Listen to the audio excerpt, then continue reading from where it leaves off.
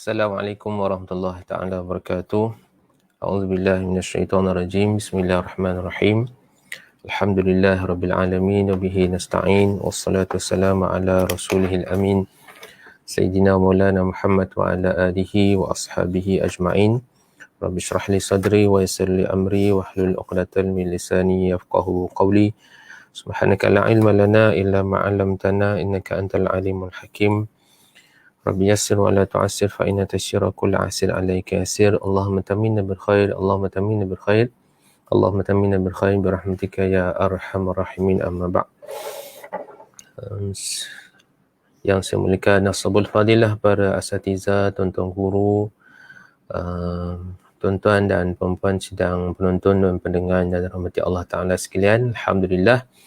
Pertamanya kita rafakkan kesyukuran pada Allah Subhanahu Wa Taala pada malam ini. Alhamdulillah tuan-tuan, kita sekali lagi dapat bersama-sama dalam siri Sembang Santai Falak dengan merujuk kepada buku Mukhtasar Ilmu Falak, insya-Allah. Dan alhamdulillah tuan-tuan, pada malam ini kita telah berada pada malam 2 Zulqaidah yang bersamaan dengan 12 Jun. Dan alhamdulillah tuan-tuan, pada malam ini insya-Allah tuan-tuan, kita akan meneruskan pengajian kita, perbincangan kita dalam buku Mukhtasar Ilmu Falak ini seterusnya insya-Allah. Dan tuan-tuan, pada malam ini kita kalau boleh insya-Allah saya akan cuba tamatkanlah kalau dapat untuk kita bincangkan secara kata apa, santai dan juga dengan merujuk kepada buku ini, kepada perbahasan mengenai kaedah penentuan arah kiblat. Baik tuan-tuan. Alhamdulillah tuan-tuan dan puan-puan sekalian, terima kasih kepada mereka yang bersama-sama kita pada malam ini. Alhamdulillah, terima kasih kepada Fadil Ustaz Amri, sahabat-sahabat daripada Bahagian Falak dan Semua Maklumat di Jabatan Mufti Negeri Sembilan. Alhamdulillah, terima kasih Tuan Haji Hazari daripada Brunei. Alhamdulillah, buku Mukhtasar alhamdulillah dah sampai ke Brunei. Terima kasih banyak Tuan Hazari kerana sudi membelilah ataupun membaca buku yang dikarang oleh kami, insya-Allah. Baik tuan-tuan. InsyaAllah tuan-tuan, pada malam ini kita akan meneruskan perbincangan kita dalam kaedah penentuan arah kiblat. Cuma secara biasanya tuan-tuan saya akan kongsikan ayat Quran dalam awal-awal perbincangan kita ini.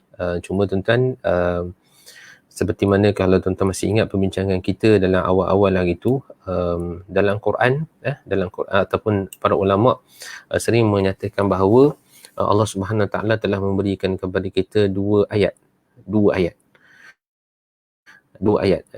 Yang pertama disebut sebagai ayatul maqru' dan kedua disebut sebagai ayatul manzur.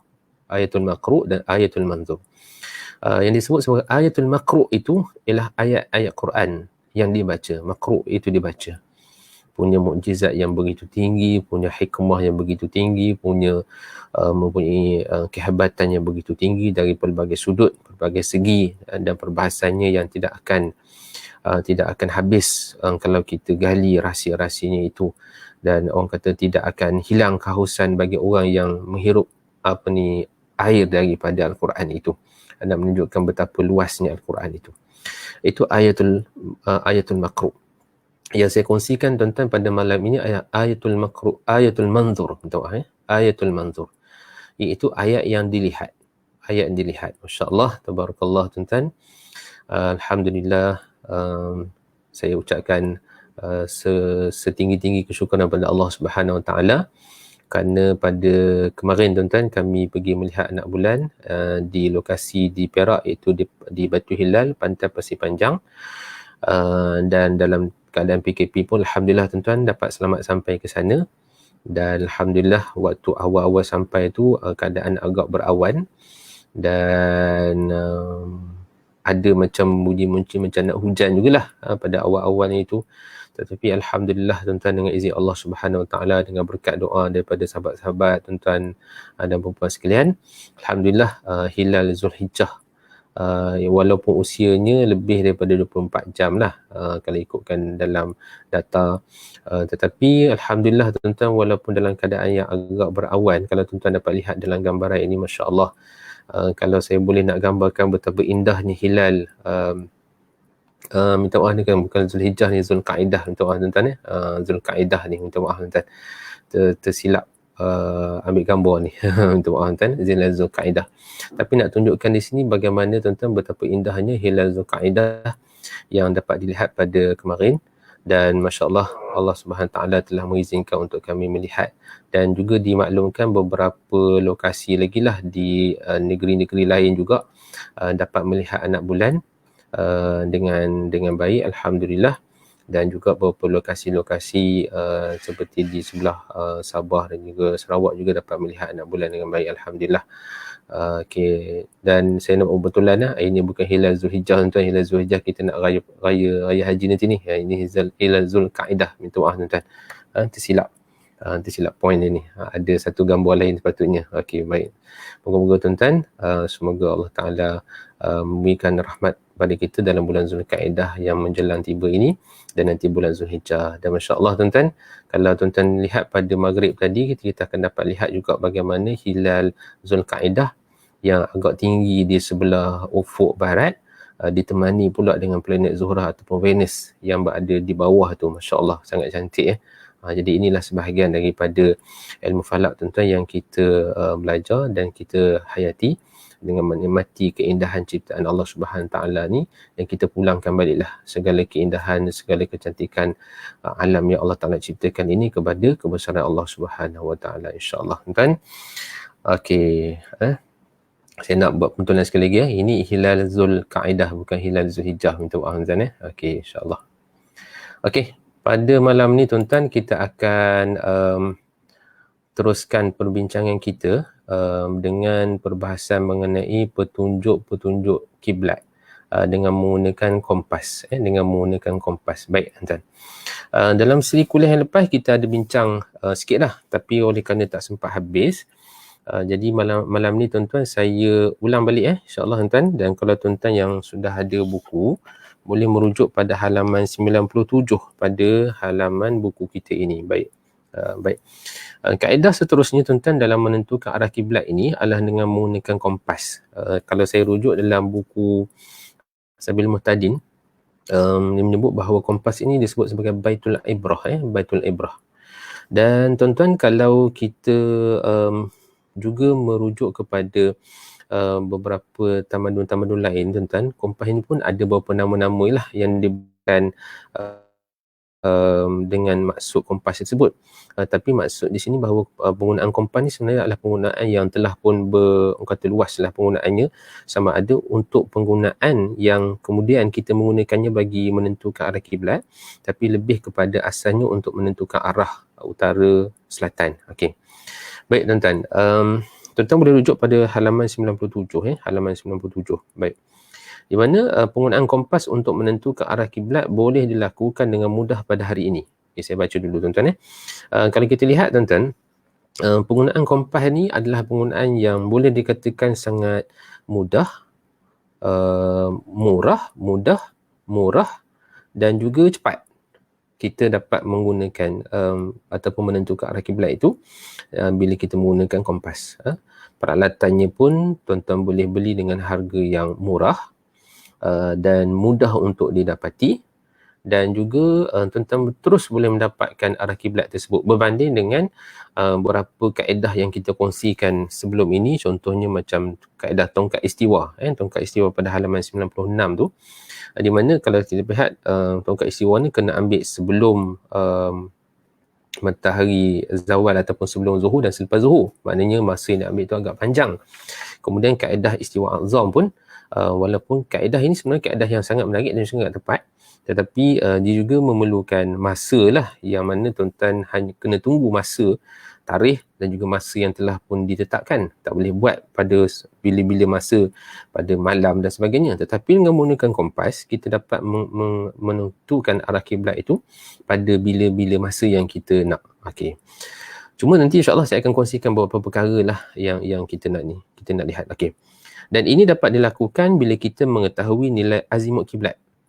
Okey, nilai azimut kiblat seperti mana yang saya kongsikan bersama dengan tuan-tuan. Kalau yang ada buku boleh buka muka surat halaman 100. Di situlah nilai azimut kiblat yang mana telah kami masukkan azimut kiblat tersebut dalam ruangan jadual pada halaman 100 itu, jadual azimut kiblat di Malaysia, bermula daripada Perlis, daripada utara sampailah ke Sabah, Sarawak dan mencapai sampai ke Labuan, sampai ke Brunei, Singapura. Maknanya kalau kita dapat lihat dalam azimut kiblat kita, dalam lingkungan tuan-tuan, kalau kita kata di Malaysia sajalah, maknanya dalam lingkungan 290 darjah hingga 293 darjah. Lebih kurang begitulah, 290 darjah hingga 293 darjah. Okey. Jadi secara umum, dan kalau tuan-tuan yang berada di KL, di Selangor contohnya, arah kiblatnya ada 292. Tuan-tuan yang berada di sebelah Johor, tuan-tuan ada 292, ada 293. Okey, itu contoh tuan-tuan ya. Baik.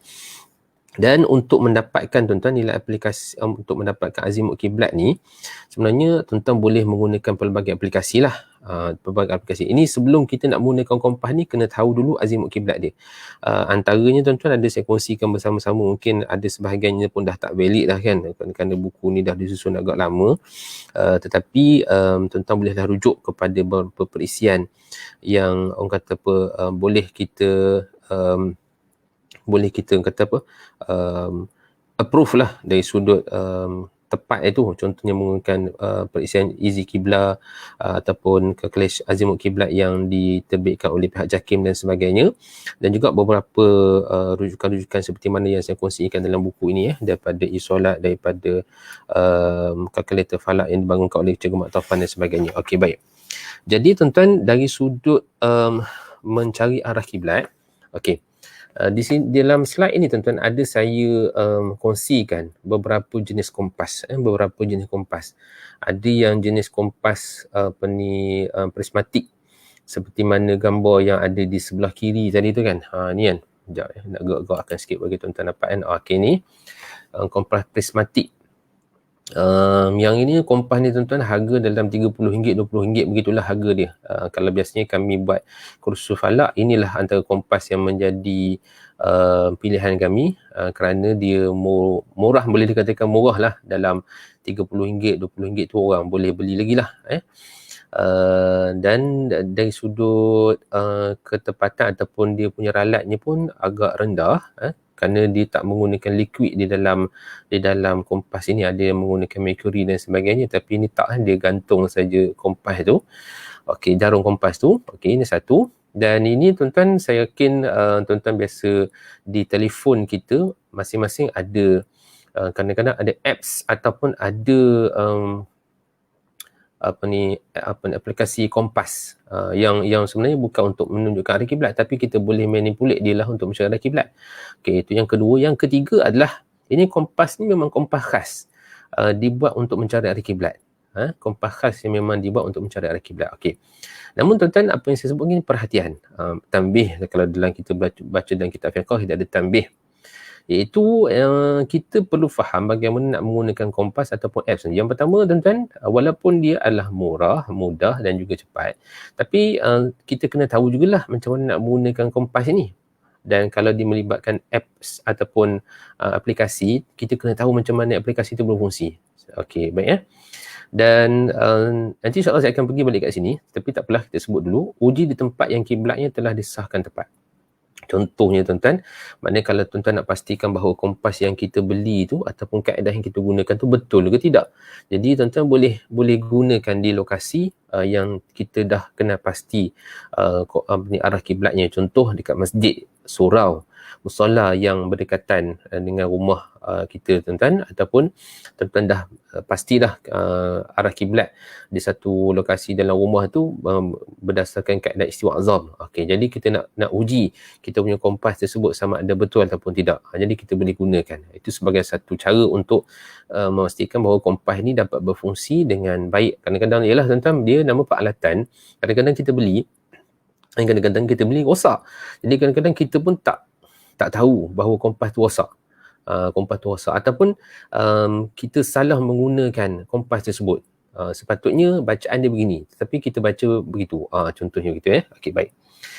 Okey. Dan tuan-tuan, yang disebutkan sebagai azimut itu, yang kita lihat pada halaman 100 ni, yang disebut azimut tu apa sebenarnya? Okey, saya minta izinlah kepada tuan-tuan yang mungkin dah banyak kali mendapatkan ataupun belajar pasal falak ni. Saya rasa azimut bukan satu istilah yang asing lah pada tuan-tuan, tapi kita pukul katalah, saya akan cuba terangkan secara ringkas saja. Yang disebut azimut itu adalah merujuk kepada nilai yang dibaca daripada north, iaitu merujuk kepada utara, mengikut arah jam. Mengikut arah jam ataupun mengikut pusingan jam. Mengikut pusingan mana daripada utara sini adalah 0 darjah. Kedudukan di sebelah timur ini adalah 90 darjah, dan di sebelah selatan ni adalah 180 darjah, dan di sebelah barat ini adalah 270 darjah. Okey, jadi azimut kiblat itu adalah merujuk kepada nilai yang dibaca daripada sini 0 darjah. Berapakah nilai azimut kiblat? Okey, contohnya tuan-tuan yang ada dalam slide ini, tuan-tuan boleh, ini adalah singkatan daripada apa yang ada dalam halaman 100 tu lah. Ini antara lokasi-lokasi yang saya hitung secara kasar sajalah tuan-tuan. Kalau nak detail memang kena dapatkan nilai minit saat je lah. Tapi untuk penggunaan kompas, saya rasa cukuplah sekadar kita ambil nilai darjah saja. Pasal kalau tuan-tuan lihat dalam kompas ini pun bacaannya setakat darjah saja, minit pun tak ada dalam ni kan. Okey, jadi dan nilai di dalam Malaysia tuan-tuan, dan kalau saya boleh sebutkan sikit, kalau di sebelah Brunei, kalau saya salah minta tolong betulkan Tuan Haji Hazari, dalam lingkungan 290 hingga 292, ataupun kalau kita telajak sikit ke sebelah selatan Johor ataupun sampai ke Singapura tuan-tuan, kita akan dapat 293. 293 kalau tuan-tuan dapat lihat dan ni. Okey, jadi berdasarkan kepada nilai ini sebenarnya dah cukup dah untuk kita mencari arah kiblat. Maknanya kalau kita tengok di sini pun tuan-tuan, nilai dia pun dalam 2 darjah satu sesungut ni. Okey, jadi tuan-tuan yang disebutkan sebagai azimut kiblat adalah bacaan ini ni 20, 40, 60, 80, 100, 120, ini adalah nilai azimut dia. Okey, baik. Dan tuan-tuan, okey. Kita nak menggunakan kompas ini, tuan-tuan tuan-tuan boleh lihat pada halaman 98 dan 99, ataupun tuan-tuan boleh lihat saja dekat slide yang saya kongsikan ini juga. Okey. Antara kelebihan kita menggunakan kompas ini. Okey, kita cerita dulu tentang kelebihan menggunakan kompas. Antara kelebihannya, jarum kompas sentiasa menunjukkan arah utara selatan. Saya rasa tuan-tuan semua sedia maklum, kerana jarum yang ada di kompas itu sebenarnya dia akan menunjukkan ke arah utara selatan, dan yang utara tu biasanya ditandakan dengan warna merah. Biasanya ditandakan dengan warna merah. Ada yang saya lihat ditandakan dengan warna jarum tu warna merah, kemudian dicalik sikit warna hijau. Contoh kan. Baik. Saya tak pastilah sama ada dia adalah merupakan warna standard bagi kompas ataupun macam mana, saya tak pasti. Okey, baik. Kompas merupakan satu alat pedoman yang ringkas dan sangat berkesan. Okey, maknanya dia kalau kita bawa pun kita letak dalam poket ke, ataupun kalau tuan-tuan punya apps kompas dalam phone, maknanya tuan-tuan boleh bawa ke mana saja kita pergi. Ia mudah untuk digunakan di mana saja. Bila kita nak pakai, kita buat keluar daripada poket kita, terus boleh pakai, terus boleh guna, contohnya kan. Okey. Murah untuk dibeli, malah untuk dihasilkan. Maknanya kalau kita bila dapat dijual dengan murah, maknanya dia dapat dihasilkan dengan murah lah. Okey, baik. Cuma tuan-tuan sekadar perkongsian sajalah tuan-tuan. Kalau kita lihat kompas ni pun sebenarnya kalau tuan-tuan beli yang lebih mahal, maka nilai ketepatan dari sudut ukuran tu akan lebih tinggi lah. Itu sedikit pengalaman lah. Kalau tuan-tuan macam saya kongsikan macam kompas prismatik ni harga RM30 kan. Kalau tuan-tuan bandingkan dia punya nilai ketepatan dia banding dengan kompas yang tuan-tuan beli dengan harga RM5 ataupun dengan harga RM2, ataupun yang tuan-tuan beli keychain dapat kompas atas tu kan, maknanya dia ada nilai ketepatannya jauh lebih besar lah. kalau sekiranya harga tu lebih mahal. Kompas-kompas macam kompas Sunto dan sebagainya itu kompas-kompas yang ada yang harga sangat mahal lah. Dan bahkan kompas yang digunakan oleh Jabatan Mufti pun untuk mengukur arah kiblat dengan menggunakan kompas Ushikata tu pun harga dia kalau tak silap saya lebih kurang dalam harga RM5,000. Makanya itu merupakan harga yang agak mahal lah kan. Kalau kita nak beli secara personal, saya ingat mungkin tak mampulah, ataupun kalau tuan-tuan yang ada bolehlah beli. Okey, baik. Tetapi ia juga ada kelemahan. Ada kelemahan. Pertama, kerana kompas ini tuan-tuan, dia sangat dia berfungsi dengan utara magnetik, merujuk kepada utara magnetik. Maka bila utara magnetik, dia akan terkesan dengan unsur besi. Jadi bila kita menggunakan kompas ini berdekatan ataupun di lokasi yang dalam bilik contohnya, ataupun tuan-tuan meletakkan kompas itu di atas meja besi contohnya, maka dia akan ada nilai ralat di situ, ataupun dalam bahasa Inggeris saya ingat disebut sebagai magnetic field. Nilai-nilai magnetik yang memberikan kesan kepada ketepatan bacaan kompas itu. Jadi ini kita kena alert supaya bila kita menggunakan kompas itu, jangan kita letakkan di tempat meja yang memang pure besi, ataupun di bangunan yang mungkin di sebelahnya itu ataupun di dalamnya itu memang ada banyak besi-besi, magnet dan sebagainya. Maka ketika itu kalau kita menggunakan kompas ni memang tak dapat beri kesan bacaan yang tepat. Kurang berkesan di dalam bangunan kerana kadang-kadang tuan-tuan untuk pengukuran lah yang memerlukan ketepatan yang tinggi, kadang-kadang kita tak boleh menggunakan kompas kerana diberi nilai tarikan magnetik itu kadang-kadang berbeza-beza bila kita berada dalam bangunan ataupun dalam bilik. Okey, jadi ini antara kelemahannya lah, Okey.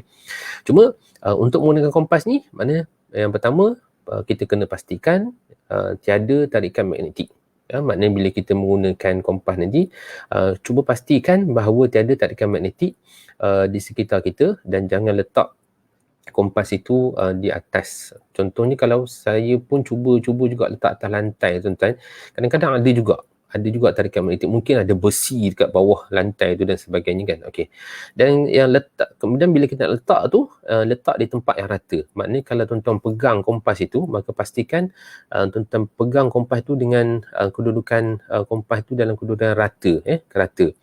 Jangan kita sengit kan, tuan-tuan. Mana kompas tuan-tuan Kalau tuan-tuan boleh nampak saya dekat sini, ini contohnya, contoh kompas Maknanya tuan-tuan jangan mana kamera. Okey, jangan buat macam ni.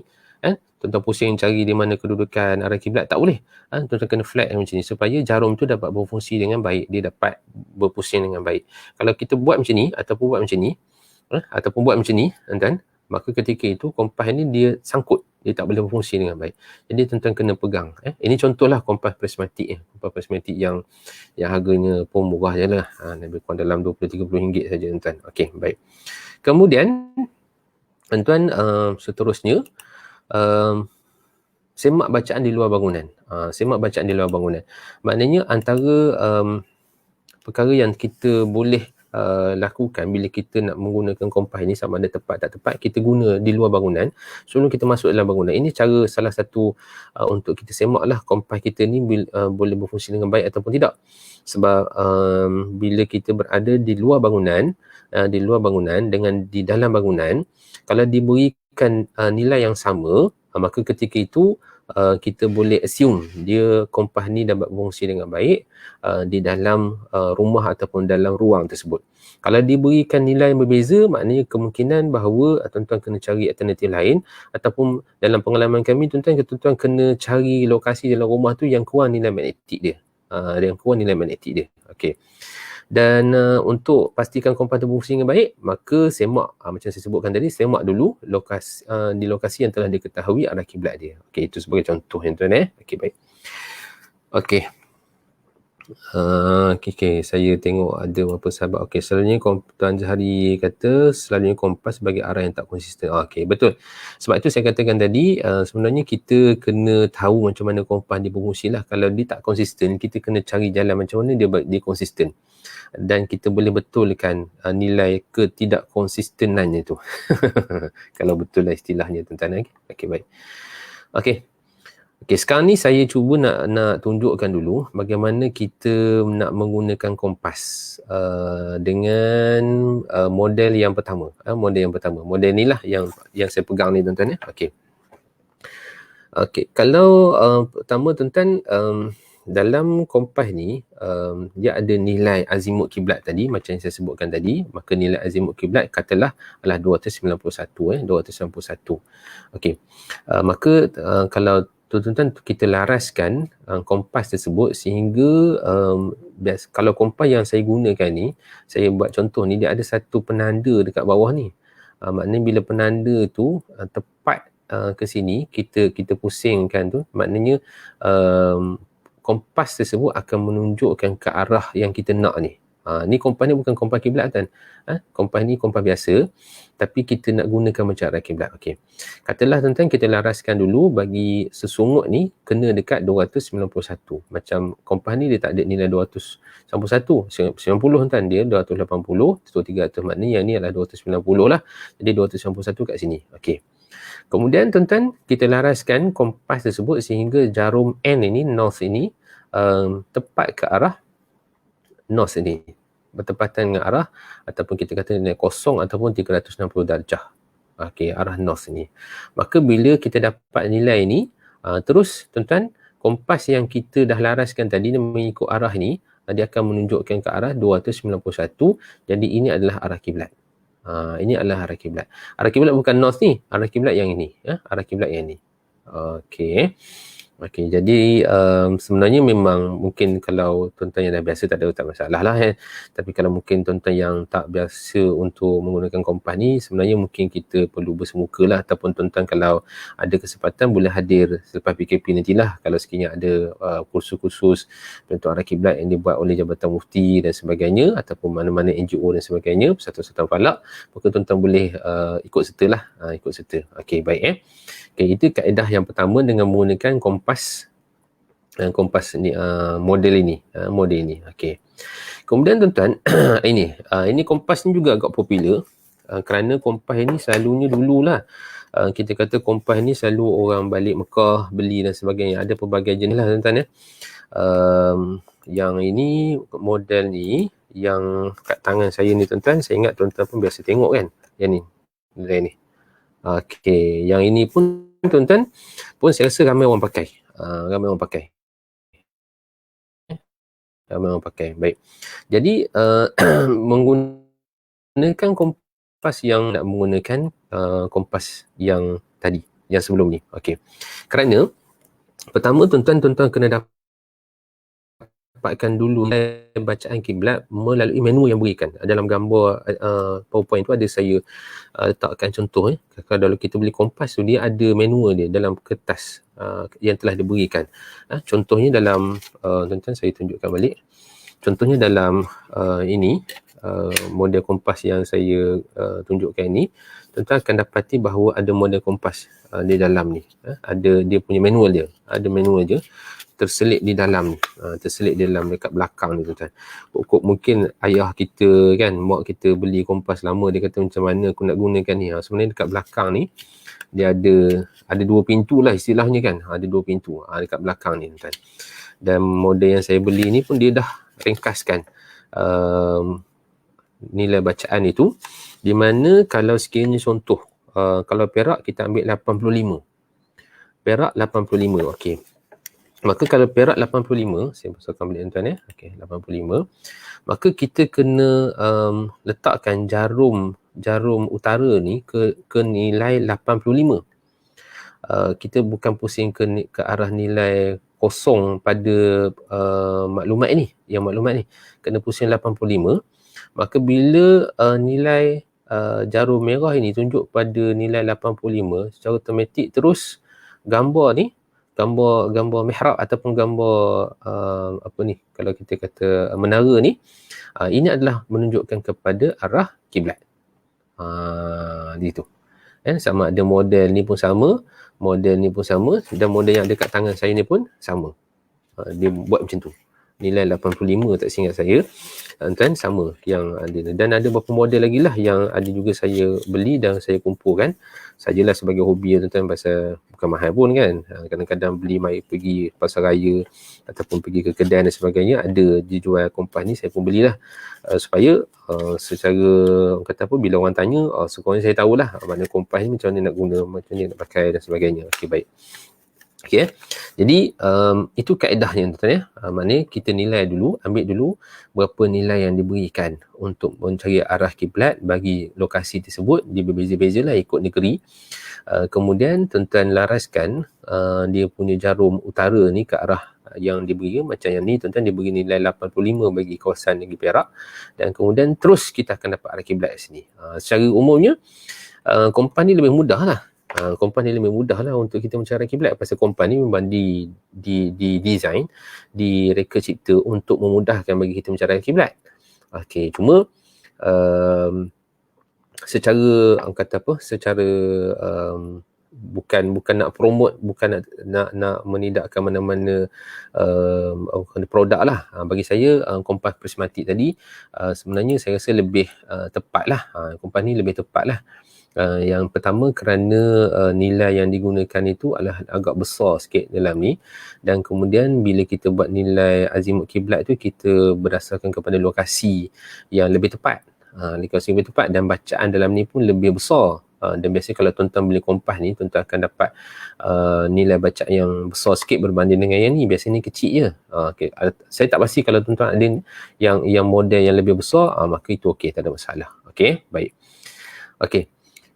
Okey, ini tuan-tuan, kerana waktu kami buat praktikal arah kiblat, selalu kami akan dapat aduan lah, ataupun saya sendiri pun lah, kerana bacaan di kompas tu sebenarnya adalah terlalu kecil kan. Kecil, kita nak tengok pun kadang-kadang terlalu kecil kan. Macam saya ni kena pakai spek lah nak tengok nilai mana 290 dan sebagainya. Jadi tuan-tuan, saya gabungkan, ataupun kaedah ni pun sebenarnya ada disebut dalam kitab-kitab, dan sahabat-sahabat yang biasa buat kursus falak pun biasa buat macam ni. Itu kita gabungkan rajah kiblat ni dengan kompas. Okey, contohnya tuan-tuan, ini adalah rajah kiblat, rajah mata angin lah, yang tuan-tuan boleh print atas kertas A4, kertas A4 supaya nilai ni lebih besar, dan tuan-tuan kalau nak mudah gariskan siap-siap.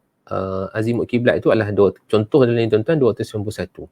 Contoh 291 ataupun 292 lah. Okey, lebih kurang. Kalau tuan-tuan tengok di sini, sebab tu saya kata 291, 292, 293 tuan-tuan duduk kat sini juga pun. Hampir-hampir tak nampak beza di antara 290, 291, 292, 293. Jadi sebab tu secara umumnya tuan-tuan memadailah untuk kita kalau kita nak travel ke mana-mana dalam Malaysia ni, memadai sebenarnya untuk kita menggunakan nilai di antara 290, 291, 292, 293 tu. Maknanya bolehlah melakukan ataupun kita ambil nilai tersebut. Kerana nilai pengukurannya akhirnya tuan-tuan kita akan dapat juga dalam lingkungan itu. Kalau tuan-tuan kata 291 dekat sini, 292 pun kat sini juga, 293 pun kat sini juga, dia tak ada beza pun. Jadi sebab itu saya kata untuk penggunaan bagi kita untuk orang awam ni, bagi kita menggunakan secara personal, bukan nak buat masjid, bukan nak buat surau, bukan nak buat musola, maka cukup untuk kita menggunakan kompas ini bagi mendapatkan nilai yang tepat. Okey.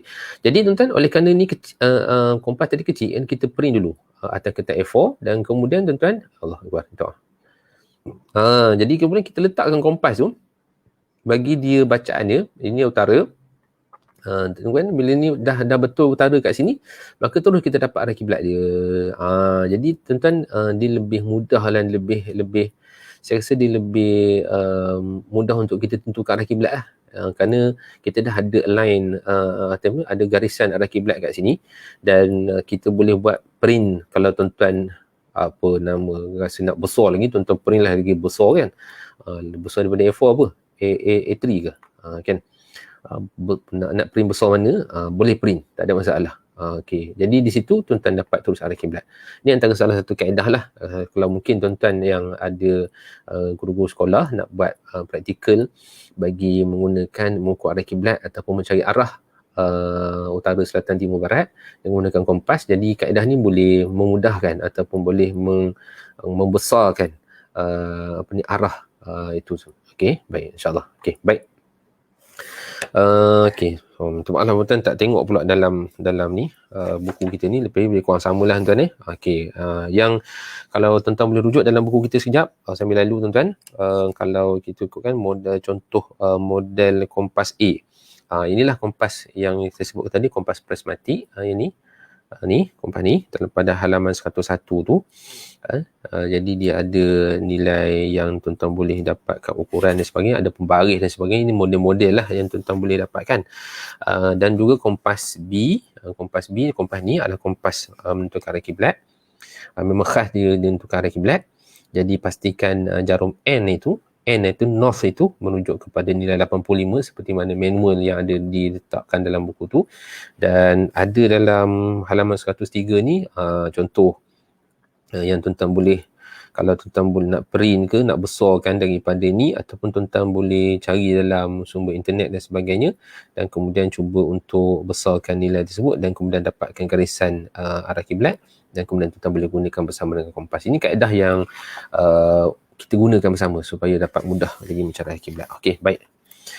Alhamdulillah tuan-tuan, selesai dalam perbahasan kompas. Jadi kita pergi kepada kaedah seterusnya. Ini kaedah yang juga sangat menarik dan juga mungkin sangat popular lah di kalangan orang lama kan, orang lama kita, ayah-ayah kita, di mana menyatakan bahawa arah kiblat itu boleh ditentukan dengan arah matahari terbenam. Okey, baik tuan-tuan Okey, tuan-tuan boleh rujuk pada buku kita. Saya rujuk pada buku. Okey. Secara umumnya masyarakat sering merujuk kepada arah matahari terbenam sebagai panduan arah kiblat. Okey. Memang kalau kita ikutkan arah matahari terbenam ni boleh dijadikan sebagai panduan arah kiblat. Yang pertama kerana dia merujuk kepada arah barat. Kalau dalam konteks kita di Malaysia, arah kiblat kita pun menghadap ke arah barat. Jadi matahari pun terbenam di sebelah barat. Jadi kita boleh menggunakan arah matahari terbenam sebagai panduan arah kiblat. Boleh. Okey, boleh dulu. Kita sebut boleh. Okey. Dan kalau sekiranya tuan-tuan, namun adakah ia benar? Memang benar lah. Memang benar. Cuma ada beberapa perkara. Okey, jika sebenarnya arah matahari terbenam boleh dijadikan rujukan arah kiblat jika bersyarat. Jika arah matahari bersamaan dengan arah kiblat. Ini direct to the point, maknanya kedudukan matahari itu, itulah kiblat. Kedudukan matahari itu, itulah kiblat. Sekiranya arah matahari tersebut sama dengan arah kiblat. Ini kalau tuan-tuan, maknanya kalau kita nak fahamkan kita punya audio, maknanya tuan-tuan boleh bayangkan situasi yang sama macam peristiwa Istiwa Azam. Kerana waktu peristiwa Istiwa Azam, matahari itu berada pada sudut yang sama ataupun pada nilai azimut yang sama dengan arah kiblat, iaitu 291. Maka kalau sekiranya arah matahari terbenam ini sama dengan kedudukan arah kiblat, maka kita boleh gunakan teruslah. Kita boleh gunakan terus. Okey. Namun tuan-tuan, arah matahari ini sebenarnya waktu dia terbenam di sebelah barat, sebenarnya dia berada dalam lingkungan 240 hingga 295 ataupun dia katakan 200 hingga 300 darjah lah, kita kata begitu kan. Okey. Maknanya di antara 200 hingga 300 darjah dia punya sudut terbenam matahari tu, 200 hingga 300 darjah. Jadi kalau begitu, macam mana kita nak menentukan arah kiblat? Kalau sekiranya waktu matahari itu berada di sudut, contohlah berada dalam lingkungan 230 ataupun 240, sedangkan arah kiblat kita contohlah tuan-tuan 291. Kalau tuan-tuan berada di sebelah utara 290. Kalau tuan-tuan berada di sebelah selatan Johor ataupun di Singapura 293. Jadi macam mana nak menggunakannya? Okey, baik. Maka tuan-tuan rujuk dalam halaman 105. Tuan-tuan rujuk dalam halaman 105 dalam jadual yang ada saya kongsikan bersama dalam buku Mukhtasar ini, iaitu jadual pergerakan anggaran tuan-tuan, jadual pergerakan anggaran matahari ini, yang mana tuan-tuan menunjukkan kepada kita bahawa kedudukan matahari ini mengikut bulan daripada Januari sampailah Disember. Secara umumnya kalau tuan-tuan yang tak ada buku, yang boleh lihat dalam gambaran dalam slide yang saya kongsikan ini, maknanya kalau kita dapat lihat bahawa matahari, kedudukan matahari terbenam tu dia bergerak. Memanglah okey, maknanya kalau sekarang ni tuan-tuan, ini adalah arah barat lah, arah barat. Tapi arah barat yang kita kata tepat arah barat tu 270 darjah. Arah barat tepat tu 270 darjah. Sedangkan kedudukan matahari terbenam ni bergerak-gerak. Bukan sahaja 270, bukan sahaja 290, tapi sampai 240, 250 dan sebagainya, dia bergerak. Ini contoh gambar tuan-tuan yang saya ambil daripada Earth Sky, menunjukkan kedudukan matahari terbenam yang berubah-ubah daripada bulan Mac, April, Mei, Jun. Maka kalau kita dapat lihat di sini, ya ini adalah sebenarnya perubahan daripada kedudukan matahari yang berada pada utara ataupun berada pada selatan lah sebenarnya. Kalau kita faham konsep ini kan, seperti mana yang kita bincangkan dalam istiwa azam itu, iaitu kedudukan matahari yang berada di sebelah utara 23.5 darjah di garisan garisan sartan, dan kemudian berpindah ke sebelah selatan pula garisan jadi. Okey, jadi 23.5 darjah. Jadi kedudukan inilah menyebabkan matahari sebenarnya berubah-ubah, yang bukan sahaja dia berada di sini sepanjang tahun, tapi dia berubah bulan Mac kat sini, April kat sini, Mei kat sini. Kalau tuan-tuan masih ingat lagi tuan-tuan, kuliah kita yang awal-awal lagi tu, waktu kita bincang tentang bagaimana piramid yang dibangunkan oleh tamadun Mesir purba itu menunjukkan kepada kita bahawa piramid itu menunjukkan perubahan musim. Pada bulan April, di mana kedudukan bayang dia bulan Mac contoh, masuk musim bunga. Kemudian bulan Jun musim panas, bulan-bulan September masuk musim gugur, masuk bulan Disember ketika mana musim sejuk. Jadi itu semua menyebabkan matahari ni dia tak akan statik saja. Memanglah dia terbenam tu di timur, terbit terbenam tu di barat, terbit tu di timur. Tapi kedudukan dia beralih-alih, bergerak sepanjang ini. Okey. Jadi kalau merujuk kepada kompas pula dah, jadual kita ni tuan-tuan, kalau tuan-tuan ada buku, lihat halaman 105 ni. Ini pun sebenarnya jadual ni saya susun secara rambang sajalah. Okey, secara rambang. Kalau tuan-tuan tengok di sini, secara umumnya kedudukan matahari yang boleh kita jadikan waktu dia terbenam tu, dengan merujuk kepada arah kiblat dalam bulan Mei, bulan Jun, bulan Julai, yang hampir-hampir dekat lah. Kena contohnya tuan-tuan, yang paling dekat dalam bulan Jun, dalam bulan Julai, dia dalam nilai 293 dan 291. 291 contoh. Jadi di sini tuan-tuan, bagaimana kita nak mencari arah kiblat dengan menggunakan nilai kedudukan azimut kiblat ketika matahari terbenam. Maknanya tu. Okey, baik. Cuma tuan-tuan, kalau sekiranya kita dah tahu, kedudukan matahari terbenam tu, berapa nilai azimut dia. Okey. Contohnya tuan-tuan, yang saya tunjukkan dalam buku ni, dan juga berdasarkan kepada slide yang ada juga saya kongsikan ni. Okey. Ini dengan menggunakan anggaran jari itulah, yang kalau tuan-tuan dapat, biasa kita dapat lihat kan, macam mana kedudukan jari telunjuk kita, satu jari tu nilai 1 darjah, 5 darjah, 10 darjah, 15, 25 tu. Maka ini boleh membantu kita bagi menganggarkan kedudukan kiblat kita. Okey, baik. Contohnya tuan-tuan, dalam bulan April. Dalam bulan April, dalam buku kita ni, dalam bulan April tuan-tuan, matahari terbenam pada kedudukan 279 darjah. 279 darjah. Maknanya kalau kita lihat ni, waktu ni matahari dekat khatulistiwa. Jadi khatulistiwa, matahari terbenam tu hampir-hampir dekat dengan nilai ataupun azimut yang bertepatan dengan nilai barat lah, 270 kan. Okey, 279. Okey. Kita punya azimut kiblat katalah 291. 291. Maka nilai beza azimut kiblat dengan azimut matahari, tolaklah 291 tolak dengan 279, dapat 12 kan? Okey, dapat 12. Okey, maknanya kalau sekiranya tuan-tuan, nilai azimut matahari tu dia kurang daripada nilai kiblat, maka kiblat tu ke kanan matahari. Dan biasanya itulah tuan-tuan, kerana kedudukan matahari ni dia akan pergi maksimum tu, kalau tengok dalam data kita ni pun dia hampir-hampir ataupun lajak sedikit saja daripada nilai kiblat 291 tu. Jadi selalunya nilai kiblat kita tu dia sebelah kanan daripada matahari. Tapi kalau kita dapat contohnya lah nilai, kalau mungkin tuan-tuan pergi travel kat mana-mana nak menggunakan kaedah ni, mungkin nilai kiblatnya tuan-tuan sebaliknya, nilai matahari tu lebih daripada nilai kiblat.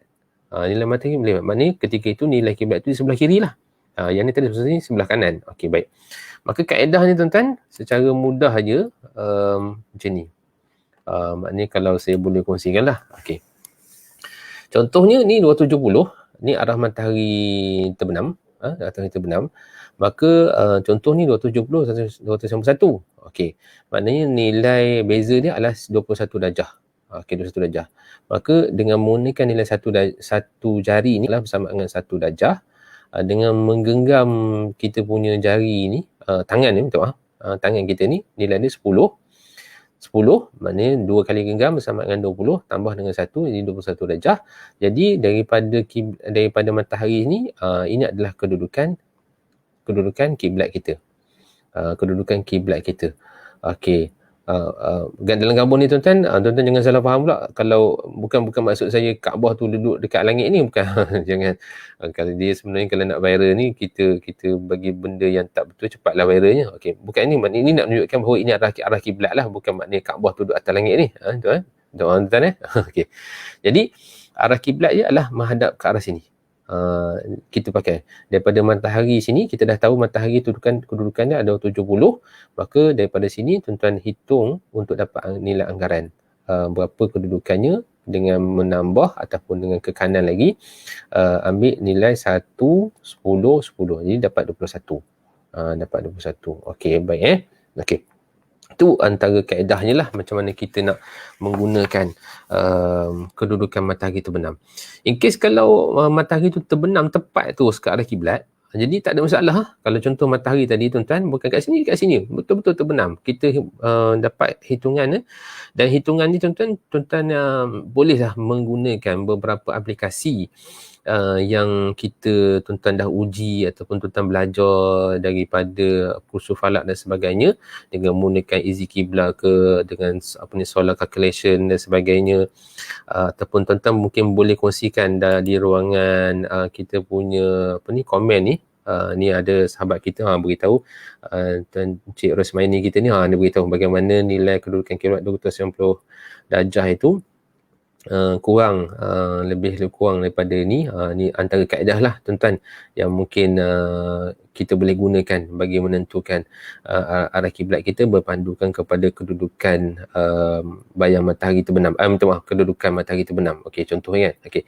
Atau mungkin tuan-tuan boleh kongsilah dalam di ruangan komen ni, kalau tuan-tuan nak kongsikan apa aplikasi yang tuan-tuan dah uji dan terbukti tepatlah dari sudut penggunaan azimut kiblatnya. Kalau saya tuan-tuan, saya gunakan antaranya sun calculator, easy qibla, dan ada beberapa software lagi lah, macam yang Planet Drop pun saya ada pakai, Sun Compass pun boleh digunakan, Sun Surveyor. Ini antara beberapa apps lah yang digunakan untuk mencari nilai azimut kiblat. Walaupun kadang-kadang saya gunakan 2-3 apps untuk menentukan sama ada nilai azimut kiblat itu tepat ataupun tidak. Tapi bila kita dah guna beberapa kali, jadi kita tahulah yang mana lebih tepat. Okey. Jadi ini antara kaedah yang tuan-tuan Okey, baik. Okey, seterusnya tuan-tuan, ini adalah kaedah pengukuran bayang matahari. Pengukuran bayang matahari. Okey, tuan-tuan boleh rujuk pada halaman 106. Pengukuran bayang matahari. Okey. Kaedah ini memerlukan seorang itu mengetahui nilai azimut kiblat dan azimut bayang matahari. Okey. Ini masih lagi kita perlukan azimut kiblat lah. Azimut kiblat macam saya sebutkan tadi, kalau kita ada dekat Malaysia ni antara 290 hingga 293 tu lah. Okey, kita katalah tuan-tuan, dalam contoh ni tuan-tuan, sekali lagi saya gunakan nilai 291. Saya gunakan 291. Okey. Dan tuan-tuan, kita juga memerlukan pengetahuan tentang azimut bayang matahari. Azimut bayang matahari ini contoh izi kiblah lah. Izi kiblah yang biasa kita gunakan dan tuan-tuan pun biasa gunakan izi kiblah ni. Saya rasa bukan asing lah kerana dihasilkan oleh Tok Guru kita juga, Cikgu Mat Taufan. Okey. Jadi bila kita dapat nilai ni, azimut kiblatnya pun kita dah dapat dan kita pun dah dapat dia punya nilai azimut matahari, maka tuan-tuan, selepas itu kita boleh mengira ataupun membuat satu pengiraan ringkas. Pengiraan ringkas, saya rasa antara pengiraan dalam buku ni, antaranya lah yang memang dalam buku ni tuan-tuan memang kita minimumkan kiraan tu supaya kalau boleh tak ada kiraan langsung, tapi kami masukkan jugalah sedikit kiraan ringkas. Ini ringkas saja tuan-tuan, tak terlalu tinggi sangat lah. Okey, baik. Dengan menggunakan mencari nilai tangent theta, iaitu beza azimut kiblat yang bersamaan dengan jarak azimut kiblat dari matahari. Ini yang jarak kita nak cari nanti ni, dan kita bahagikan dengan panjang garis bayang. Okey, maknanya kalau tuan-tuan tengok di sini, ini minta maaf lah tuan-tuan, ni ustaz mengajar matematik ni dia lain kot bahasanya. Saya minta maaf lah kalau silap sebut istilah. Maknanya kalau kita lihat ni tangent, yang ini adalah sisi bertentangan dan ini adalah sisi bersebelahan. Kalau betul tuan-tuan, kalau saya silap. Okey, baik. Maka bila kita dah dapat dia punya kedudukan matahari dan juga kita dah dapat azimut kiblat, maka okeylah, kita pun dapat nilai sini. Mana kita ambil nilai azimut kiblat, kita ambil nilai azimut matahari, maka kita dapatkan beza dia, maka kita akan dapat nilai 21. 21, maka kita akan dapat beza azimut kiblat adalah 21. Tangent 21 darjah di sini. Okey. Kemudian tuan-tuan, bila matahari tu dah ada, maka pada waktu yang kita dapatkan nilai azimut matahari tu katalah 270 darjah, maka kita pun buat satu garisan. Buat satu garisan. Ini kaedah ni tuan-tuan dengan menggunakan pembaris dan juga pen. Tanpa menggunakan jangka sudut. Menggunakan pen dan juga pembaris saja. Saya dapat kaedah ni berdasarkan kepada sebuah buku dari Pandai Indonesia. Okey, kaedah ni so, dapat ni, kita pun garis, kita pun garis. Kemudian tuan-tuan, kita nak cari nilai ni. Iaitu nilai ni daripada sini ke sini. Maka tuan-tuan pun buatlah pengiraan dia dengan ambil jarak azimut kiblat dari matahari ni sama dengan tangent 21 kali dengan nilai panjang ni tuan-tuan yang kita ambil. Biasanya untuk mudahkan tuan-tuan, kita ambil 10 cm. Tuan-tuan boleh nak buat 6 cm boleh, nak buat 10 cm boleh, nak buat 20 cm pun boleh. Tapi untuk memudahkan kira-kira kita buat 10 cm lah. Okey, dan pembaris kita pun ada lebih kurang 10 cm. Dia tuan-tuan gunakan pembaris 10 cm. Kalau 6 cm lah. Okey. Dan kemudian tuan-tuan kalau tengok dalam buku kita ni, tuan-tuan ambil nilai jarak azimut kiblat di matahari. Nilai ni kita nak cari sebenarnya 38 ni. Kemudian sama dengan tangent 21 kalikan dengan 10. Maka kita akan dapat nilai jarak azimut kiblat dari matahari ni ataupun nilai sudut bertentangan itu adalah 38 cm. Okey. Jadi bila tuan-tuan dah dapat garisan ni, maka selepas tu tuan-tuan buat satu garisan di sini pula. Ini sudut juga 90 darjah lah. Sudut juga 90 darjah. Ini 3.8 cm. Kerana tuan-tuan kita dah dapat sini 3.8 cm dapat sini. Dan kemudian tuan-tuan ambil saja bacaan daripada sini terus masuk ke sini. Terus sambung ke titik ini. Maka di sini tuan-tuan arah kiblatnya terus kita dapat ke kanan. Maknanya ini adalah arah matahari 270 darjah dan ini pula adalah nilai azimut kiblat 291 darjah. Okey, terus kita dapat di sini. Okey. Baik. Saya harap tuan-tuan boleh fahamlah ya. Okey, cuma tuan-tuan saya minta maaf kalau tuan-tuan yang ada buku kena lukis balik tuan-tuan dalam gambar rajah muka surat 108 tu kerana dia terbalik tuan-tuan. Saya minta maaf, mungkin waktu saya bagi pada pencetak mungkin saya pun tersilap menterbalikkan itu kan. Sepatutnya kalau tuan-tuan nak tulis dia punya rajahnya itu daripada bayang matahari daripada arah kiblat, bentuknya macam inilah. Matahari di sini, tuan, dan arah kiblatnya itu ke kanan kalau nilai dia 290 darjah. Ini tuan-tuan ni, kalau tuan-tuan tengok dalam halaman 108 ni, terbalik minta maaf lah tuan-tuan, terbalik pula. Okey. Okey, ini dengan menggunakan pembaris. Maknanya kita dapat nilai kita buat sedikit hitungan secara ringkas tuan-tuan, dengan kita dapatkan tangent 21 ni, dan yang ini kita nak cari sebenarnya berapa nilai dia. Jadi kita dapat 3.8, maka kita pun dah dapat garisan ni 3.8 cm sampai sini, maka kita dapat daripada titik sini pada titik di sini, maka kita buat garisan, maka ini adalah arah kiblat dia. Yang ini bukan yang ini. Ini arah kiblat dia. Okey, ataupun tuan-tuan, ini sebenarnya cara susah lah dengan menggunakan pembaris. Tapi kalau tuan-tuan nak mudah lagi, tuan-tuan pakai jangka sudut je sebenarnya. Pakai jangka sudut je. Pasal apa? Dapat saja arah kiblat ni, dapat saja azimut kiblat ni, tuan-tuan, kita dah tahu azimut kiblat ni katalah 270, beza dengan azimut matahari ni 270, beza dengan azimut kiblat tadi berapa? 21 darjah. Maka tuan-tuan ambil lah bacaan ni, ambil nilai 21 darjah jangka sudut ni kan, baca daripada 90 ni, baca sampai 111, contohlah tuan-tuan, mungkin tak apa tepat ni, 111, maka kita dapatlah ketika itu nilai arah kiblat.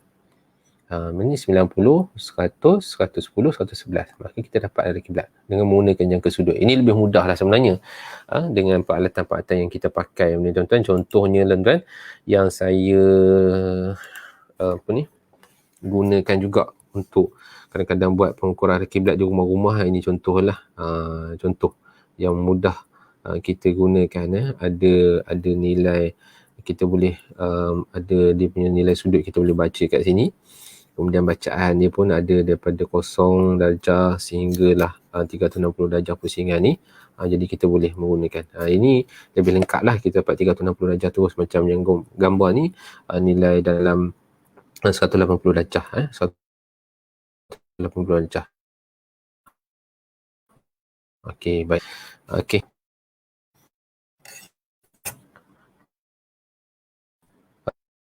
Okey, tuan, sikit lagi tuan-tuan sebelum kita tamatkan. Bila terdapat masjid atau surau yang dibetulkan arah kiblatnya, sebahagian masyarakat menganggap bahawa arah kiblat berubah setiap tahun. Okey, ini antara isu ni lah. Adakah arah kiblat ni sebenarnya berubah-ubah pasal setiap tahun Jabatan Mufti ataupun persatuan-persatuan falak mewawarkan pada masyarakat supaya menyemak balik arah kiblat. Jadi ada sebahagian orang kata arah kiblat ni berubah-ubah ke, ataupun macam contoh gambar ni kan, macam contoh gambar ni tuan-tuan dapat lihat bagaimana surau ataupun masjid ni arah kiblatnya dah berubah daripada kapet lama kepada kapet baru tu. Jadi adakah arah kiblat ni berubah-ubah? Okey.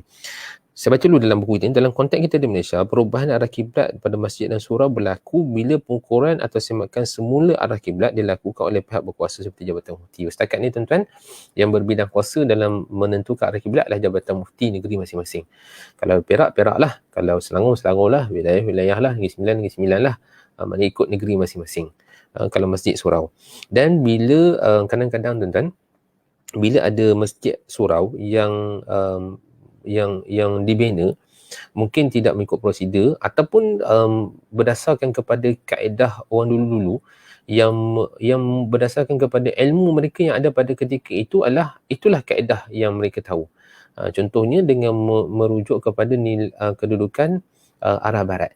Contoh arah barat kita 270 kan, 270. Jadi mungkin sebahagian masyarakat ketika itu, itulah ilmu yang ada pada mereka ketika itu, maka arah kiblat itu mereka menggunakan nilai arah barat tepat 270 darjah. Sedangkan dalam konteks pada hari ini kita tahu bahawa arah kiblat kita bukan tepat 270 darjah tapi adalah 290, 291, 90, 93 contohnya kan. Okey. Maka bila Jabatan Mufti datang buat pengukuran, maka didapati bahawa nilai arah kiblat tersebut ataupun arah kiblat tersebut sebenarnya adalah tidak tepat. Maka ketika itulah tuan-tuan,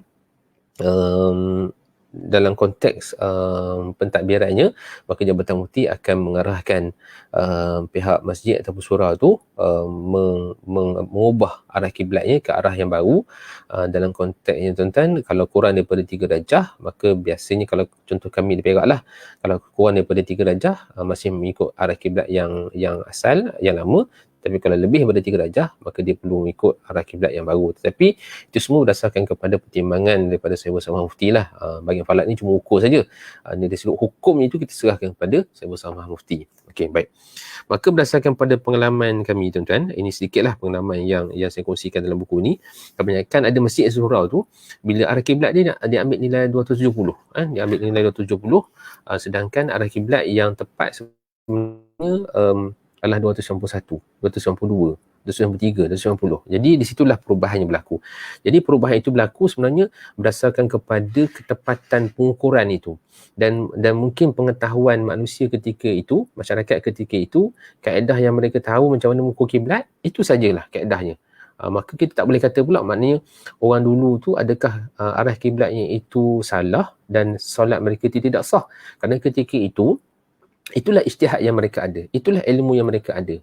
Mereka telah berusaha berijtihad dengan mencari arah kiblat, iaitu arah barat. Cuma dikatakan arah barat tersebut mereka menggunakan nilai 270 darjah. Kalau kita lihat dari sudut fiqah pun, maksudnya ia masih lagi diterima dalam ralat itu. Tetapi kalau dalam konteks bangunan ataupun surau, dia adalah satu nilai yang besar lah. Okey, baik. Dan saya kongsikan bersama tuan-tuan dalam ni, yang terakhir kita ni, beberapa pandangan para ulama berkaitan dengan adakah arah kiblat ni kalau sekiranya telah diukur ataupun telah ditentukan, adakah dia kena ubah balik. Okey, saya ambil tuan-tuan dalam apa yang telah diputuskan Imam Nawawi dalam Ar-Rawdah, kitab Ar-Rawdah, nyatakan bahawa, saya tu ambil yang nombor 2 ni lah jika seorang bertaklid tentang arah kiblat, maka seorang datang dengan memberitahu arah kiblat yang sebenar dengan pengetahuannya sendiri, maka wajib orang yang bertaklid tadi mengikut pemberitahuan tadi. Maknanya kalau seorang itu hanya follow saja, dia pun tak tahu arah kiblat mana, dia pun ikut saja orang. Kemudian ada orang yang lebih alim, yang lebih pakar tentang arah kiblat, maka dia beritahu bahawa sebenarnya arah kiblat kat sini, maka wajib orang yang bertaklid tadi ikut arah kiblat ataupun pemberitahuan orang yang pakar tadi, orang yang alim tadi tu. Baik. Yang ketiga, jika datang pula dua orang yang adil, maknanya dua-dua orang ni orang yang boleh dipercayai lah, orang yang adil, memberitahu seseorang tentang arah kiblat berdasarkan ijtihad masing-masing. Dua-dua tu berijtihad. Seorang kata sebelah sini, seorang kata sebelah sini. Okey. Tetapi orang pertama lebih dipercaya. Maknanya kita dapat berpegang kepada pandangan yang salah seorang tu, yang pada pandangan kita dia adalah orang yang lebih berautoriti, dia lebih orang berpengalaman, dia lebih orang berilmu tentang arah kiblat. Maka ketika itu kita boleh tolak pandangan orang kedua tadi tu yang kita anggap sebagai kurang, dari sudut adil ni adil, tetapi yang lebih thiqah, yang lebih dipercayai ini orang pertama. Maka kita boleh pegang pada pandangan pertama. Dan dalam kitab Bughatul Talab, Syekh Daud Petani sebutkan bahawa ijtihad seorang itu kepada arah kiblat yang terlebih kuat dalilnya daripada yang pertama, wajib di atasnya mengamalkan ijtihad yang kedua, kerana bahawasanya ialah yang betul pada zannya. Maknanya tuan-tuan, kalau sekiranya seorang itu ijtihad tentang arah kiblat, maka kemudian dia berijtihad lagi, ataupun orang beritahu kepadanya, maka ijtihad yang pertama tadi atau ijtihad kedua tadi lebih kuat daripada ijtihad pertama, maka ketika itu tuan-tuan, dia hendaklah, dia boleh ataupun dalam disebut ni wajib ke atasnya mengamalkan ijtihad yang kedua, kerana bahawasanya ialah yang betul pada zannya. Maka tuan-tuan, dari sudut fiqahnya di sini tuan-tuan, arah kiblat itu boleh untuk kita menentukan ataupun kita boleh berubah arahnya tersebut. Dan dalam buku kita ni 110 tuan-tuan, akhir tu saya kongsikan bersama, dalam mengikut mazhab Syafi'i tuan-tuan, hanya dalam konteksnya Imam Nawawi mengatakan bahawa hanya mihrab masjid dan yang dikatakan tidak boleh diubah sama sekali, hanyalah antaranya adalah Masjid Nabawi.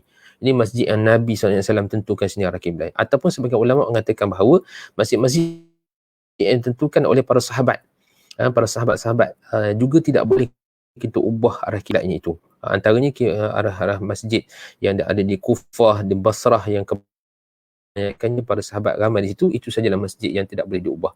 Sementara masjid lain, masjid rumah kita, masjid belakang rumah kita, arah kiblat dalam rumah kita sendiri, maka ianya sebenarnya tidaklah qat'i. Dia berdasarkan kepada ijtihad. Dia boleh berubah. Jadi tidaklah merupakan satu isu yang rigid sangat bila ketika mana ada perubahan arah kiblat tersebut. Dan dari sudut hukum pelaksanaan solat tersebut, ianya adalah sah. Ianya adalah sah. Baik tuan-tuan. Okey, alhamdulillah tuan-tuan. Saya rasa kita dapat menghabiskan bab yang ketiga dalam perbahasan kiblat kita, alhamdulillah. Akulah sebenarnya ada beberapa poin lagi lah yang kalau nak kongsikan mungkin tak sempat lah tuan-tuan dalam ruang kuliah kita ni, tapi insyaAllah lah kalau ada kesempatan lain mungkin kita boleh kongsikan. Okey, baik. Tuan Amirul Mukminin, masya-Allah tuan, ini nama hebat ni. Minat Ustaz Nafiah. Masya-Allah tuan, semoga Ustaz Nafiah sihatlah insya-Allah. Tuan macam mana nak mendapatkan apa ni? So, macam mana nak dapatkannya? Dapatkan apa ya? Dapatkan buku ke? Dapatkan buku, kita jadi kata dalam Shopee pun ada. Dalam Shopee pun ada insya-Allah. Baik. Kalau tuan-tuan pun boleh hubung dengan saya baliklah nanti insya-Allah. Tuan Haji Zahri sebut kompas yang dah tak konsisten. Cik Rasmani, alhamdulillah tuan-tuan memberikan satu formula yang sangat menarik untuk kita mencari kiblat. Dan tambah sikit untuk kompas, sekiranya melebihi 0.5 darjah mungkin sudah perlu buat kiraan deklinasi geodetik magnetik, menandakan medan magnetik bumi sudah memasuki kawasan Siberia. Okey, baik. Ini antara kaedah lah tuan-tuan untuk kita buat balik dia punya pembetulan pada ralat magnetik, utara magnetik. Oleh kerana tuan-tuan, ini mungkin berdasarkan kepada pengiraan yang lebih akurat lah, tapi pada pandangan saya tuan-tuan, kalau dalam sekitar dalam 1 darjah itu, bahkan dalam 2 darjah pun pada pandangan saya masih lagi penggunaan kompas tu masih lagi valid lah untuk penggunaan kita sebagai orang awam bagi menggunakan peralatan-peralatan seperti kompas dan sebagainya. Cik Puan Alfred, Ustaz, barang itu apa nama dia? Barang apa ya? Kalau tuan boleh sebutkan apa? Ini jangka sudut jangka sudut ataupun apa tadi? Jangka sudut kot yang dimaksudkan tadi. Al-Barin Al-Fakir, masya-Allah, ni tuan guru kita Fadil Ustaz Jumat tadi. Terima kasih banyak Ustaz Jumat kerana sudi bertandang dalam ruang kita pada malam ini insya-Allah. Jadi saya rasa setakat itu saja dulu tuan-tuan, insya-Allah tuan-tuan, yang boleh saya kongsikan bersama pada malam ini, dan insya-Allah moga-moga tuan-tuan kita dapat bersua lagi dalam siri kuliah yang akan datang, yang kita akan masuk pula dalam bab takwim, insya-Allah tuan-tuan.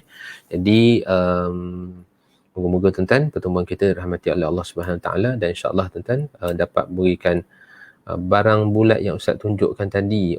Tu apa ya? Ini biasanya panggil jangka sudut lah. Jangka sudut lah. Jangka sudut. Ini. Kalau di Malaysia ni memang budak-budak sekolah sebagainya memang ada kedai-kedai alat tulis. Kedai-kedai alat tulis. Yang ni. Dia nilai dia adalah 0 hingga 360 darjah. Dan cuma di sini ni yang menariknya pasal dia ada ni, boleh gerak-gerakkan ni. Jadi kalau kita nak cari nilai 120, contohnya kita gerakkan ni, okey, ini 120. Ni sini nilai 120. Itulah dia punya kelebihan dia. Saya tak tahulah, mungkin di Singapura ada yang lebih canggih ke dan sebagainya, ataupun tuan-tuan boleh beli melalui online dan sebagainya, ada banyak lah tuan-tuan. Okey, baik, insya-Allah. Terima kasih tuan-tuan. Sekadar perkongsian ringkas kita pada malam ini, moga-moga tuan-tuan bermanfaat, dan saya mohon maaf kalau sekiranya ada beberapa isu yang tidak dapat saya ulas dengan baik. Moga-moga tuan-tuan dapat meneruskan pengajian dalam ilmu falak, khususnya dalam bab kiblat ini, melalui kursus-kursus kuliah-kuliah dengan Al-Fadhil Ustaz, tuan-tuan guru lain, insya-Allah. Moga-moga tuan-tuan kita bersua lagi dalam siri kuliah akan datang. Wallahu taala alam. Terima kasih tuan-tuan atas kebersamaan kita pada malam ini. Assalamualaikum warahmatullahi taala wabarakatuh.